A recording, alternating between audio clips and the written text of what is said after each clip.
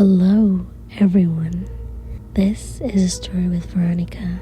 Today I came here with some spooky Jinn stories to share with you guys. I hope you guys like it, so lights off, get inside the blanket, and listen to it.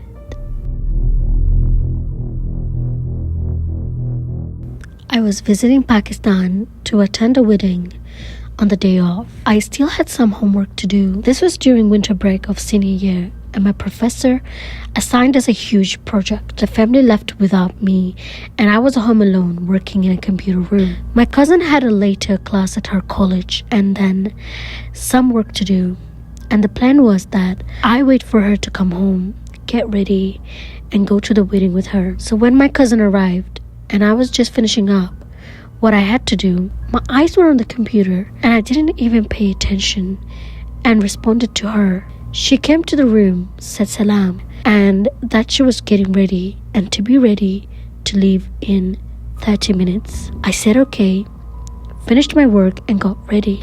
I passed by her room. It was closed, but the lights were on, and I saw a shadow moving under the crack. I assumed she was still getting ready. I knocked on her door to tell her I'm ready and waiting downstairs at the front door. I waited in the living room for a while, and she didn't come down and didn't answer when I called her name. I was about to go upstairs, then the phone started ringing. It's my cousin, saying that she is about to come home and for me to get ready. I thought she was just joking, but she was dead serious. And I see her driver pulling up to the house with her in the back seat. I just said, nope, I'm out. Opened the front door, ran to the car and sat inside, reciting Ayatul Kursi. I told her the whole story while the chowkidar and driver go inside the house to investigate. They say no lights were on and nothing was going on there. I didn't go into that house alone that night, and I still want to stay in that house alone when I go back there. This is my personal story. It was in 2014 when my sister came from America with her 2 kids. At that time, our house was newly constructed, located adjacent to the graveyard. Every evening, I would take my nephew and niece to the terrace and would play. Over time, my sister observed her kids playing on their own and talking to an entity that wasn't seen. Once my sister left with her kids, strange things started happening to me. One night, I was sleeping and I felt a presence like a small child sleeping with me, just like my niece used to do. I started cooing it without realizing that the children are not here anymore. When I woke up properly, I found sudden pressure on my chest and I just couldn't get up.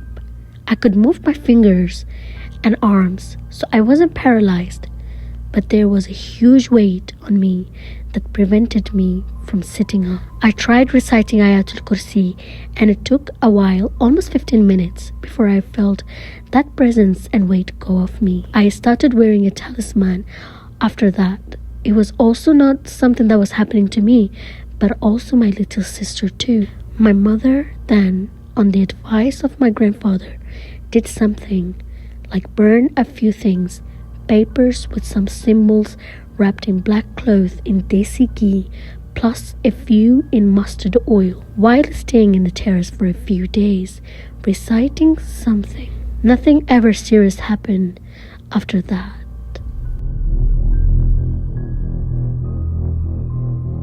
My dad built our house in the 80s and then moved to Saudi after marrying my mom.